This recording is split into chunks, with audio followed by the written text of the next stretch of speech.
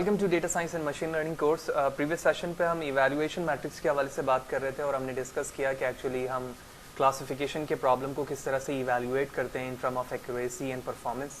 तो थ्योरेटिकली हमने confusion matrix के हवाले से बात की थी, FN स्कोर, और इसी तरह डिफरेंट काइंड्स के हमने इवैल्यूएशंस को देखा कि हम किस तरह से एक्यूरेसी फाइंड कर रहे होते हैं। इस सेशन के अंदर हम ये देखना चाहते हैं कि एक्चुअली जो चीज़ें हमने थ्योरेटिकली देखी वो प्रैक्टिकली किस तरह से पॉसिबल है और किस तरह से हम वो तमाम चीज़ें जो हमने थ्योरेटिकली देखी थी और प्रैक्टिकली परफॉर्म की जा सकती हैं। इस वक्त जिस प्रॉब्लम के अंदर हम यानी जिस क्लासिफिकेशन के प्रॉब्लम में वो तमाम चीज़ें मैं इम्प्लीमेंट करने जा रहा हूँ वो हमारे पास यहाँ पर डिसीजन ट्री पर है, ठीक है। ऑल्दो हम क्लासिफिकेशन में जितने भी प्रॉब्लम हमने रिजॉल्व किए हैं वो तमाम ही एक ही डेटा सेट पर मौजूद है, लेकिन इस वक्त मैं क्लासिफिकेशन इवैल्यूएशन को डिसीजन ट्री के रिस्पेक्ट से इवैल्यूएट करने जा रहा हूँ। तो डेटा सेट इस वक्त मेरे पास lr.csv के नाम से डेस्कटॉप पे मौजूद है, तो मैंने डेस्कटॉप पर यहाँ पर इसे सेट कर लिया है।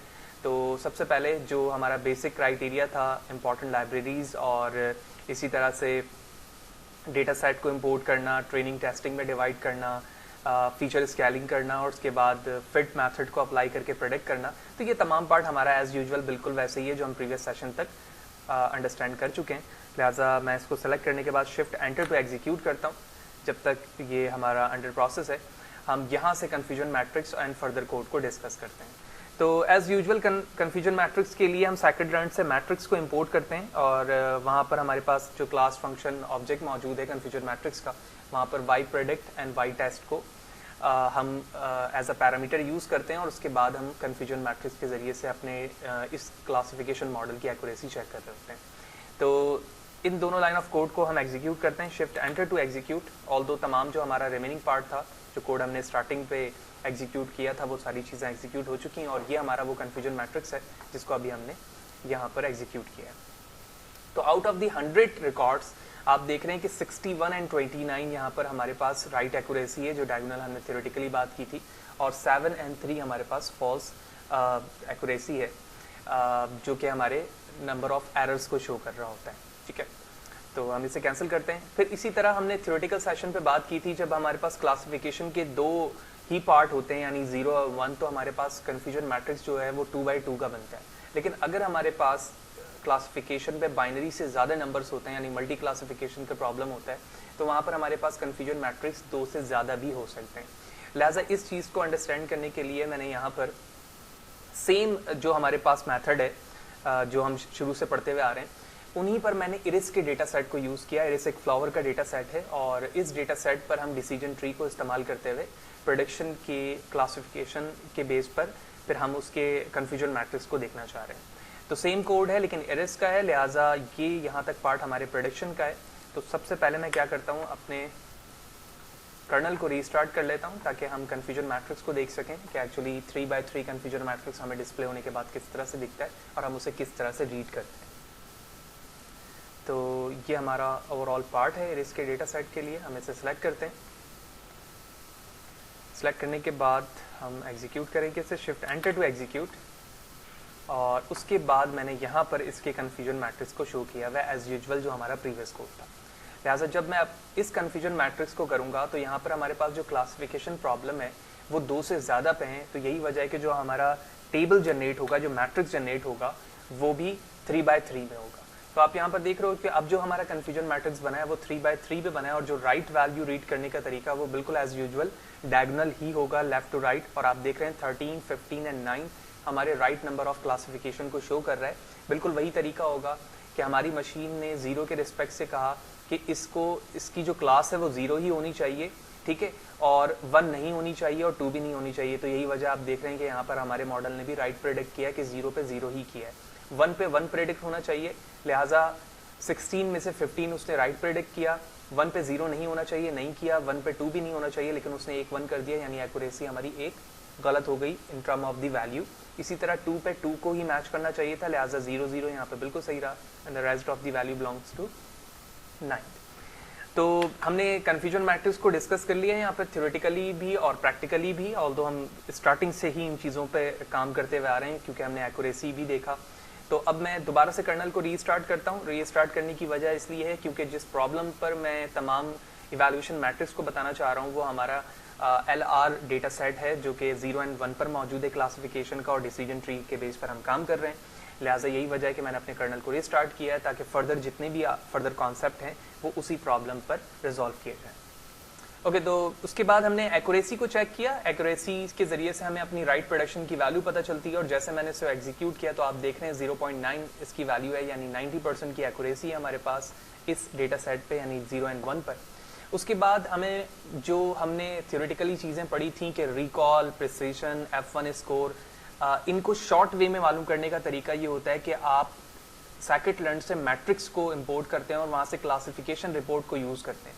क्लासिफिकेशन रिपोर्ट के अंदर आपको ये चीज़ें पता चलती हैं कि 0 रिजल्ट के बेस पर आपका प्रिसीजन एंड रिकॉल कितना है और 1 के बेस पर कितना है। ऑल्दो अगर आपके पास मल्टीपल क्लासिफिकेशन है तो उसके ज़रिए से भी क्लासिफिकेशन रिकॉर्ड आपको इंडिविजुअली हर एक आउटपुट क्लास के बेस पर आपको precision, recall and F1 score की वैल्यू दे रहा होता है। ये कैसे? लेट्स सी।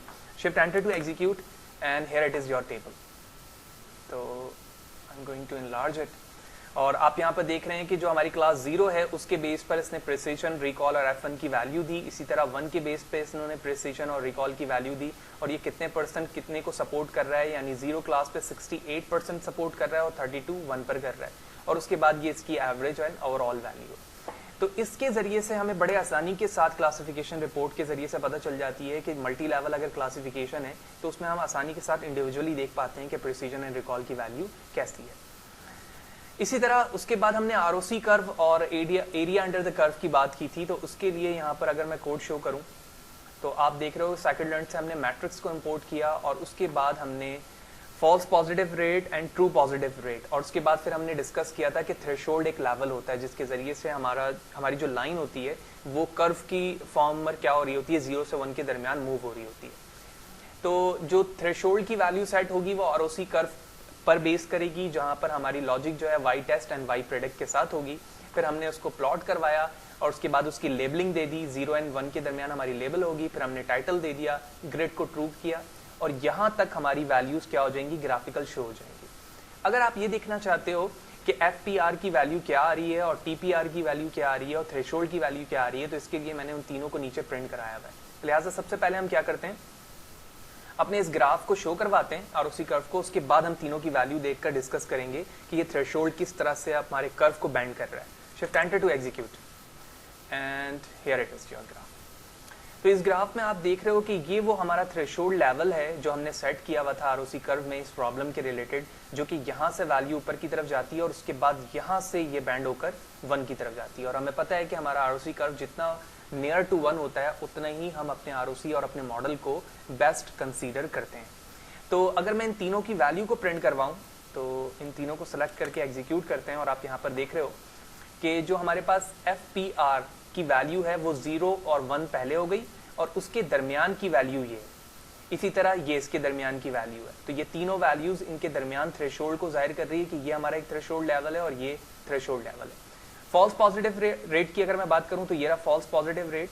तो 0 और 1, तो 0 पर ये वैल्यू 0 को रिप्रेजेंट कर रही है फर्स्ट, और 0.10, तो 0.10 हमारे पास ऑलमोस्ट यहां पर होगा कहीं पर, ठीक है। 0.0 एंड 0.2 यहाँ पर मौजूद है। तो 0.1 की बात करूं तो यहाँ पर होगा, और इस पे वैल्यू हमारी TPR की क्या आ रही है, 0.9। तो अगर मैं टॉप पे जाऊं तो ये रहा वो 0.9 जो कि यहाँ पर हमारे थ्रेशोल्ड को टच कर रहा है। तो पहली वैल्यू 0 into 0 थी, उसके बाद 0.1 पर 0.9 थी, और फाइनली जो हमारी तीसरी वैल्यू है जो FPR और TPR की वो 1 है। यही वजह है कि इस थ्रेशोल्ड लेवल से ये चीज़ बैंड हुई और कहाँ पर टच कर गई, 1 के साथ टच कर गई। तो ये एक ईजिएस्ट वे है जिसके ज़रिए से आप अपने मॉडल की क्या मालूम करते हैं, ROC कर्व मालूम करते हैं, और उसके बाद उन तीनों वैल्यूज़ को आप विजुलाइज भी करवाकर आसानी के साथ देख सकते हैं। इसके बाद एक और हमारे पास तरीका है ROC कर्व को शो करवाने का, जो कि डायरेक्टली हमने यहाँ पर मैट्रिक्स को यूज़ किया था। ये डायरेक्टली मैट्रिक्स से क्या यूज़ किया करते हैं, ROC कर्व स्कोर यूज़ करते हैं। इसके ज़रिए से आपको आपका ROC कर्व का स्कोर पता चलता है, जिसको आप कहते हैं एरिया अंडर द कर्व। तो एरिया अंडर द कर्व मालूम करने के लिए आपको scikit-learn मैट्रिक्स से ROC underscore AUC score import करना होता है, और उसके पैरामीटर में y test and y predict की वैल्यू लेते हैं। तो यहाँ पर आपको वो नंबर पता चल गया, यानी 90 यानी 90% हमारा इस आरओसी कर्व में एरिया अंडर द कर्व है। यानी ये जो हमारे पास आरओसी कर्व है, ये जो यहाँ पर मौजूद है, इसके एरिया जो नीचे की तरफ है, ये पूरा एरिया रिप्रेजेंट करता है हमारे एरिया अंडर द कर्व, क्योंकि ये हमारा कर्व है और ये कितने एरिया को कवर कर रहा है, इससे हमारे मॉडल की एक्यूरेसी और परफॉर्मेंस का पता चल रहा होता है, जो कि हमारे यहाँ पर वैल्यू प्रिंट होकर आ रही है कि 90% हमारा एरिया अंडर द कर्व पर मौजूद है। तो बड़ी इंपॉर्टेंट चीज़ है, हमने सबसे पहले scikit-learn की बेसिक लाइब्रेरी से देखनी कि हम कन्फ्यूजन मैट्रिक्स कैसे बना सकते हैं, एक्यूरेसी कैसे देख सकते हैं। एक्यूरेसी देखने के बाद true positive, false positive, F1 score देखने के लिए हमने क्या किया, क्लासिफिकेशन रिपोर्ट को इस्तेमाल किया और उसके बाद scikit-learn के जरिए से हम किस तरह से आरओसी कर्व बना सकते हैं, और उसके बाद हमने उस आरओसी कर्व के बाद AUC यानी एरिया अंडर कर्व किस तरह से फाइंड कर सकते हैं, वो हमने देखा। इसके बाद हमारे पास एक दूसरा तरीका ये है कि with respect to the formula, जैसे कि हमने थ्योरेटिकल सेशन पे देखा था कि हमारे पास प्रिसीजन का फॉर्मूला, एक्यूरेसी का फॉर्मूला है, उस फॉर्मूले के जरिए से भी आप क्या मालूम कर सकते हैं, प्रिसीजन रिकॉल मालूम कर सकते हैं। तो उसके लिए मैंने scikit-learn से मैट्रिक्स को इंपोर्ट किया और कन्फ्यूजन मैट्रिक्स को, जो कन्फ्यूजन मैट्रिक्स की 4 वैल्यू आती हैं, true positive, true negative, false positive, false negative, उन सबको हमने एक वेरिएबल में स्टोर करवा लिया। तो आप देख रहे हो कन्फ्यूजन मैट्रिक्स के अंदर सारी वैल्यूज आ जाएंगी। उसके बाद इसके जरिए से हमने हर एक मैट्रिक्स में से एक सिलेक्टेड बॉक्स को, यानी जो सिलेक्टेड वैल्यू है, उसे हमने एक एक वेरिएबल में स्टोर करवा लिया। लिहाजा जब मैं इसे एग्जीक्यूट करूंगा तो आप वेरिएबल एक्सप्लोरर पर देखेंगे, ओके नॉट हियर। अब यहाँ पर आप देखोगे कि अगर मैं TP लिखता हूँ तो इसकी वैल्यू आ गई, इसी तरह TN लिखूंगा तो इसकी वैल्यू आ जाएगी। यानी जो कन्फ्यूजन मैट्रिक्स था वो 4 हिस्सों में अलग अलग डिवाइड हो चुका है, जो उसकी वैल्यूज हैं। इसको करने की वजह ये है कि अब मैं फॉर्मूला यूज करते हुए क्या कर सकता हूँ, इनकी एक्यूरेसी मालूम कर सकता हूँ। तो आप देख रहे हो जो एक्यूरेसी हम scikit-learn से मालूम करते थे, मैं डायरेक्टली फॉर्मूले से मालूम करके भी कर सकता हूँ। इसी तरह सेंसिटिविटी की बात हुई थी हमारे, उसकी भी हमने फॉर्मूला देखा था। तो आप देख रहे हो कि हम रिकॉल स्कोर के जरिए से भी मालूम कर सकते हैं और फॉर्मूले के जरिए से भी मालूम कर सकते हैं, जो यहाँ पर मैंने शो किया हुआ है। सिमिलरली फिर उसके बाद मैंने सेंसिटिविटी का फॉर्मूला शो किया हुआ है, फॉल्स पॉजिटिव रेट का फॉर्मूला डायरेक्टली हमने यहाँ पर लिखा हुआ है, ठीक है। इसी तरह प्रिसीजन का फॉर्मूला है मैट्रिक्स के जरिए से भी, और इसी तरह से भी बेसिक फॉर्मूले के जरिए से भी। एंड फाइनली आरओसी कर्व का एक सिंपल फॉर्मूला है जिसके जरिए से आप इसको प्रिंट करवा सकते हैं, ऑल्दो ये हमने पहले भी डिस्कस कर लिया।